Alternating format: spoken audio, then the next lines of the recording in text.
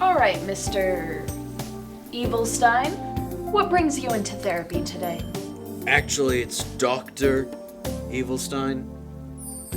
And I'm not one of those fake ones that talks to people about their feelings. My apologies, Dr. Evilstein. Since you brought up the subject of feelings, let's talk about those. How are you feeling right now? Happy. Because I'm in a profession I love. Although I'm a little upset that one of my minions forced me to come here. Why do you think he did that? He's weak and afraid of my plans to take over the world. And what plans would those be? Well, there are several, actually. My current favorite is one where I release a toxin into the air that causes people to see through their eyelids, and only I have the cure. Well, that sounds like a very odd plan. It will become impossible for people to fall asleep. They'll have to pay me thousands or be weak to sunlight. What about sunglasses? That's exactly what one of my minions said before I threw... He fell into a pit of lava.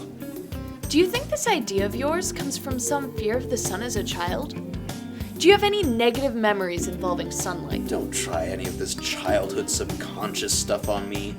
You know, I have a PhD too, and mine's not a fake one like yours. Sure, and what other plans do you have? For the last year, I've been collecting squirrels and mounting lasers on their tails. And why the tails? Do you have some phobia of animal heads? Don't get on my bad side here, Doc. My dungeon is getting too full. Well, of course. I mean, who leaves a perfectly good dungeon empty? I also want to put Australia 30 feet away from Japan. Those kangaroos won't know what hit them.